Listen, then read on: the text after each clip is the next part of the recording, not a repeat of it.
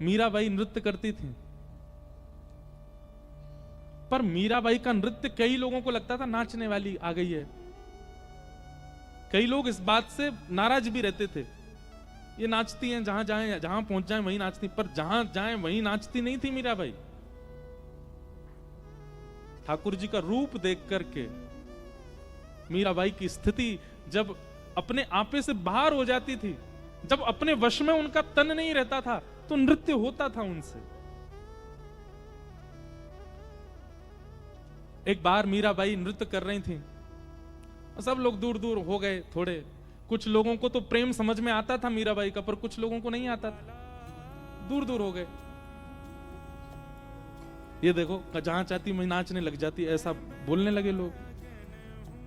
पर तभी क्या हुआ, मंदिर में श्रीनाथ जी के सन्मुख सेवा कर रहे गुसाई जी ने जैसे ही मीराबाई को देखा नृत्य करते हुए, और उसके बाद जब ठाकुर जी को देखा, देख करके इतने प्रसन्न हो गए कि तुरंत ठाकुर जी की माला जी लेकर के गए और बाहर अपरस अवस्था में ही दूर से किसी सेवक को बुलाया, बोले माला पहना दो मीराबाई को।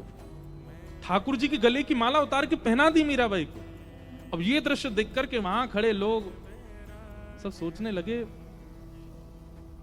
इतने बड़े बड़े महर्षि आते हैं, इतने बड़े बड़े जापक आते हैं, इतने बड़े बड़े भक्त आते हैं, उनको तो माला पहनाते नहीं, वो नाचने वाली आ गई, उसको देखो कैसे माला पहना दिया। गुसाई जी बोले, बहुत ध्यान से सुनना। गुसाई जी क्या कहते हैं, गुसाई जी कह रहे हैं तुमको नृत्य दिखाई दे रहा था, पर मैंने उस समय जो अनुभव किया वो मैं बताऊं। बोले मीरा जब नृत्य कर रही थी ना ठाकुर जी के आगे, उस समय मैंने मीरा को देखा, और मीरा को देखने के बाद जब मैंने ठाकुर जी को देखा तो प्रसन्न मुद्रा में ठाकुर जी के दांत दिखाई दे रहे थे, इतने प्रसन्न हो रहे थे, ठाकुर जी के गाल ऐसे गोल गोल हो गए थे, नेत्र जो सदा नीचे रहते हैं वो ऊपर की ओर मीरा को देखने लगे थे, ठाकुर जी की भुजाएं सीधी सी हो गई थी। एक क्षण के लिए ठाकुर जी इतने आनंद में आ गए थे। इसका मतलब है कि मीरा नृत्य नहीं करती है, मीरा नाचती नहीं है, मीरा को ठाकुर नचाता है।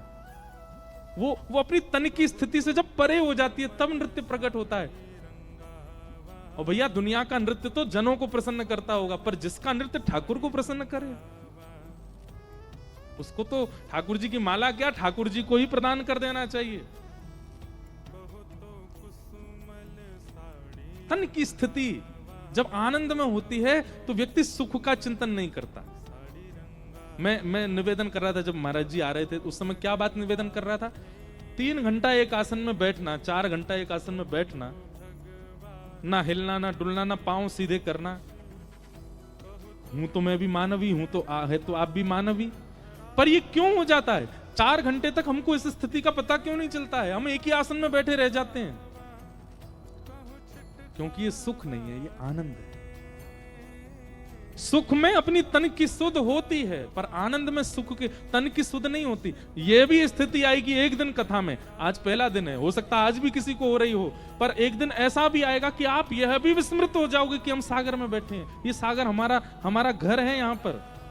एक दिन ऐसी भी स्थिति बनेगी कि आप स्वनाम भी भूल सकते हो। मेरा नाम क्या है ये सोचना पड़ेगा आपको। सत्संग उस आनंद की सरोवर में डुबकी लगा देता है कि आप यह तक भूल जाओगे कि आप कौन हैं। इसको आप सुख नहीं कह सकते, इसको आप आनंद कहोगे, और यही आनंद श्री कृष्ण है,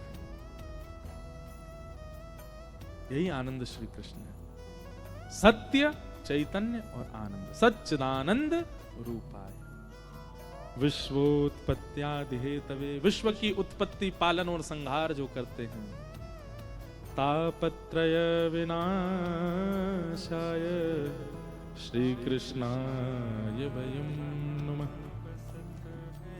विश्व की उत्पत्ति पालन संहार जो करते हैं, विश्व के समस्त तापों को नाश करने की क्षमता जिनमें है, ऐसे प्रभु श्री कृष्ण को हम बारंबार नमन करते हैं। एक बात याद रखिएगा बंधुओं,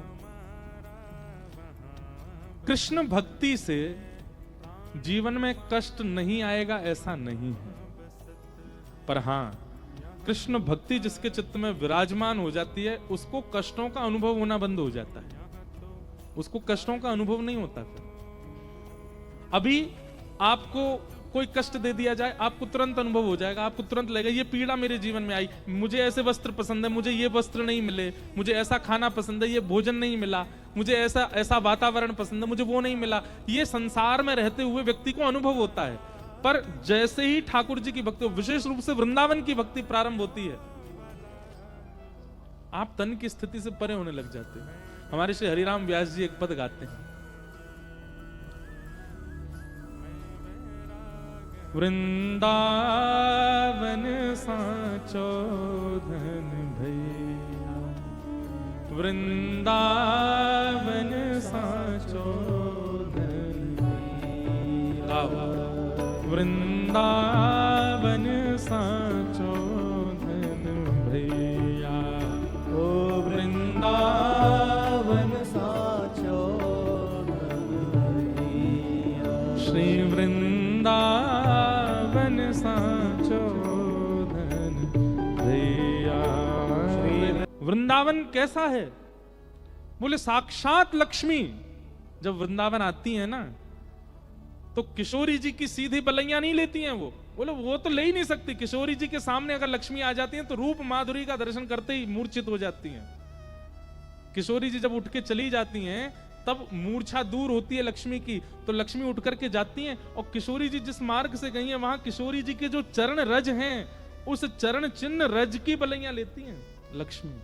ऐसी हमारी श्री श्यामा जी का मुखमंडल है, ऐसा उनका रूप कांति का स्वरूप है। कई लोग कहते हैं आप वृंदावन रस गाते हो, आपने क्या त्यागा? सही पूछो, हम तो बड़ो त्यागी ना या वक्त कोई। अपनी मैया त्याग रखी कितने दिन आते, घर परिवार त्याग रखो, घर की रोटी त्याग रखी, अपनो कमरा त्याग रखो, अपनी गाड़ी घोड़ा सब त्याग के बारी बाहर डोल रहे हैं, यहां से वहां, यहां से वहां, यहां से वहां, इतना त्याग कर रहे हैं। तभी विश्वास मानिएगा, इसीलिए वृंदावन निकलता है मुख से, इसलिए वृंदावन के भाव प्रकट होते हैं। बिना त्याग के वृंदावन नहीं आ सकता चित्त में, ये बात तो निश्चित है। हम तो शैलेंद्र जी को भी सावधानी कर रहे हैं, भैया आपको वृंदावन ने, इनको तो पूरा ही पूरा पकड़ लियो है, आपको धीरे धीरे पकड़ रहा है। लेकिन संसार को सुनने में ऐसा लगेगा अरे देखो उसका सब छूट गया, पर जिसको वृंदावन प्राप्त हुआ होगा उससे ज्यादा आनंद में कोई नहीं है, उससे ज्यादा प्रसन्न कोई नहीं है। वो सब छोड़ने के बाद भी बहुत प्रसन्नता में रहेगा। उससे पूछा जाए कि तुम कैसे, बोले ब्रह्मा को भी इतना सुख नहीं है जितना सुख में मैं हूं, क्योंकि सब छूट गए पर श्यामा श्याम चित्त में आ गए, हमारे प्रियालाल जी चित्त में आ गए। ऐसा श्री वृंदावन धाम। तो संसार की बहुत भावनाएं चित्त में हो तो वृंदावन से थोड़ा सावधान रहिएगा, क्योंकि वृंदावन चित्त में आ गया तो फिर और कुछ भाएगा नहीं। हमारे हरिराम व्यास जी को वापस बुलाने के लिए ओरछा में, बुंदेलखंड में मधुकर शाह जी ने खूब प्रयास किए। प्रसंग आता है महाप्रभु जी के चरित्र में भी कि महाप्रभु जी के पास गए मधुकर शाह और श्री हितरवंश महाप्रभु जी से जाके कहा, आप यदि आज्ञा कर दोगे हरिराम व्यास जी को कि जाइए वापस ओरछा, तो हरिराम व्यास जी रुकेंगे नहीं, गुरु आज्ञा मान के तो जाना ही पड़ेगा उनको। तो महाप्रभु जी ने भी मन बनाया, ठीक है हम हरिराम व्यास जी से कह देंगे कि आप ओरछा चले जाओ। अच्छा, महाप्रभु जी ने भी कहा कि भाई वृंदावन उनको प्राप्त हो गया, क्यों ले जाना चाहते हो वापस? तो मधुकर शाह जी ने कहा, वे यदि वृंदावन में रहेंगे तो केवल अपना कल्याण करेंगे, लेकिन वे ओरछा चले जाएंगे तो कितने सारे जीवों का कल्याण होगा, इसलिए आप उनको कह दीजिए ओरछा चलें। महाप्रभु जी ने कहा, भाई देखो इतने लोगों का कल्याण होगा तो हम उनको बोल देंगे। ये बात कैसे भी करके हरिराम व्यास जी को पता चल गई कि आज राधा वल्लभ जी के मैं दर्शन करवे जाऊंगा और वहां महाप्रभु जी मुझको आज्ञा कर देंगे कि तुम ओरछा चले जाओ। ये बात हरिराम व्यास जी को जैसे ही पता चली, इतना रोए, वृंदावन से लिपट लिपट के रोए, वृक्षों से लिपट लिपट के रोए। वृंदावन नहीं त्यागना चाहते। जब उनकी स्थिति को महाप्रभु श्री हितरवंश जी ने देखा, मधुकर शाह जी से कहा, बोले देखो भैया एक बात सुनो हमारी, अगर हरिराम व्यास ने वृंदावन पकड़ा होता तो हम इनको आज्ञा कर देते कि तुम वापस ओरछा चले जाओ, पर इन्होंने वृंदावन को नहीं पकड़ा, वृंदावन ने इनको पकड़ा है। अब अगर इनसे हमने कह दिया कि तुम ओरछा चले जाओ तो वृंदावन से एक पग बाहर रखते इनके प्राण चले जाएंगे। और वृंदावन तब ही पकड़ता है जब सब निकल जाए चित्त से। आप सब मत निकालो, वृंदावन वृंदावन वृंदावन भजने लग जाओ, किशोरी जी का नाम भजने लग जाओ, वृंदावन सब छुड़वा देगा अपने आप ही। लेकिन उसके बाद जिस सुख का अनुभव होगा वही आनंद है और वही श्री कृष्ण। इसलिए भैया वृंदावन तो विलग है, वृंदावन तो अद्भुत है, उसका भाव ही अलग है। ऐसे श्री कृष्ण को हम बारंबार प्रणाम करते हैं। तापत्रय विनाशाय श्री कृष्णाय वयम नमः।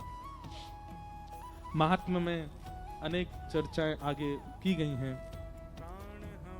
हम थोड़ी सी चर्चा बस पूर्ण कर देते हैं क्योंकि आपको भी प्रस्थान करना है। आज प्रथम दिन महात्म्य का बस हम पूर्ति कर दें।